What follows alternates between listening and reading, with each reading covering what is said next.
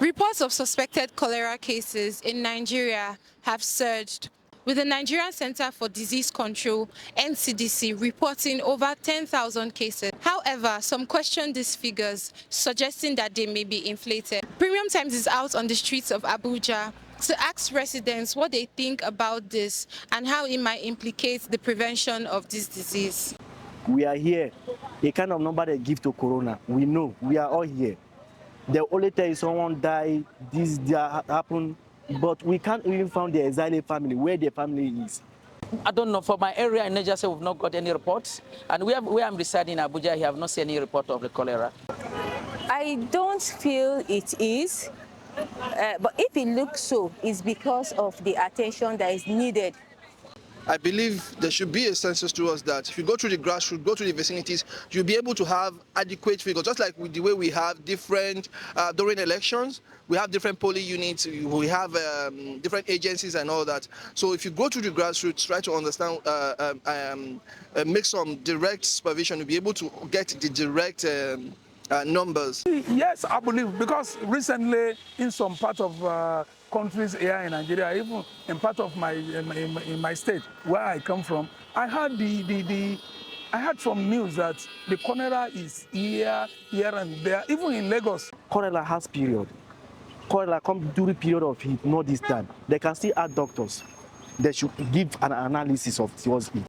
This is a social problem. It's a disease. Okay, the social workers can go to local places, okay, find some of these children that have this cholera, but whose parents cannot afford, if they can actually recognize the social workers and the job they do, you find out that they will get the proper data. Government does not do anything about in terms of this supervision or in terms of bringing this thing down enough.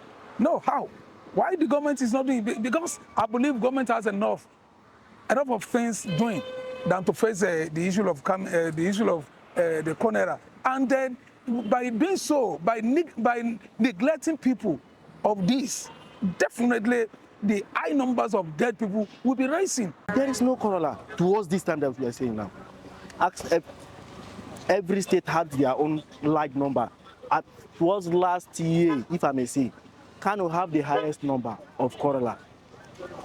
And it was not towards this raining period. Yes, how we are taught of controlling cholera is first cleanness of the environment.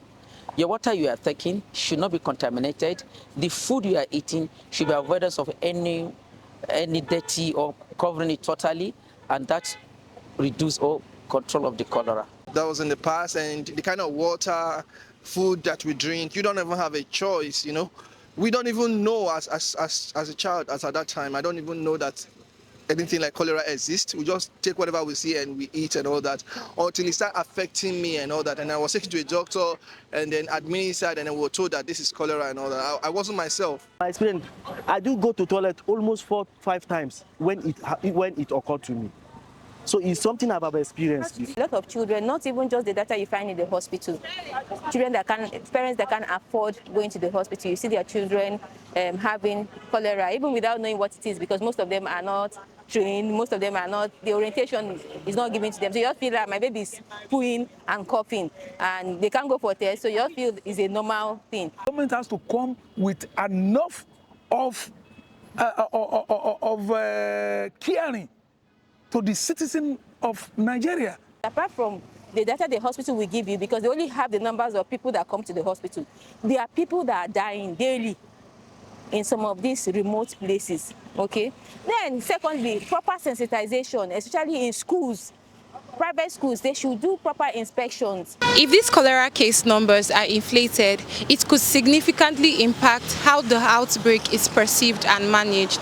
Moving forward, the government and health organizations should prioritize accuracy and transparency to fight against this outbreak.